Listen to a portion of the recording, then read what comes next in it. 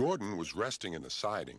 Sometimes he thought, it's really tiring to be such a large and splendid engine. One does have to keep up appearances so.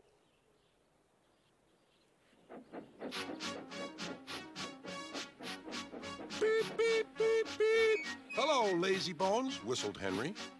What cheek, spluttered Gordon. That Henry is too big for his wheels. Fancy speaking to me like that. Me, who has never had an accident. Aren't jammed whistles and burnt safety valves accidents? Asked Percy innocently. No, indeed. High spirits. Might happen to any engine. But to come off the rails like Henry did, well, I ask you, is that right? Is it decent?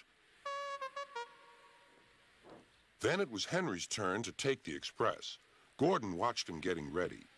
Be careful, Henry. You're not pulling the flying kipper now. Mind you keep on the rails today.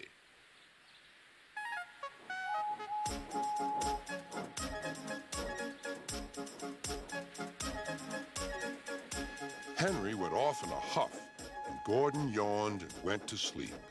But not for long. Wake up, Gordon, said his driver. A special train's coming and we're to pull it. Is it coaches or freight cars? Cars, said his driver. Cars, said Gordon.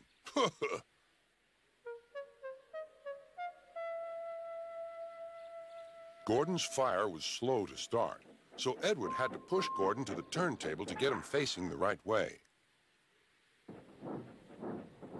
I won't go! I won't go! Grumbled Gordon.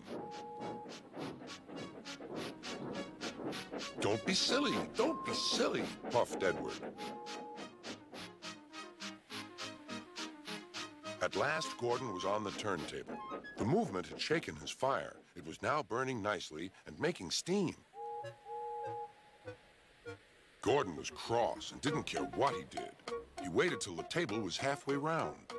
I'll show them, he hissed. He moved slowly forward to jam the table, but he couldn't stop himself and slithered into a ditch. Whoosh! He hissed. Get me out! Get me out! Not a hope, said his driver and fireman. You're stuck, you silly great engine. Don't you understand that? They telephoned Sir Topham Hatt. So Gordon didn't want to take the special train and ran into a ditch? What's that you say? The special's waiting? Tell Edward to take it, please, and Gordon, leave him where he is. We'll get him out later. On the other side of the ditch, some little boys were chattering. Oh, doesn't he look silly? They'll never get him out. They began to sing. Silly old Gordon fell in a ditch, fell in a ditch, fell in a ditch. Silly old Gordon fell in a ditch, all on a Monday morning. Gordon lay in the ditch all day. Oh dear, he thought, I shall never get out.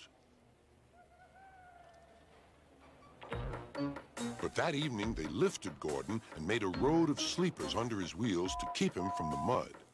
Strong ropes were fastened to his back end, and James and Henry, pulling hard, managed to bring him to safety.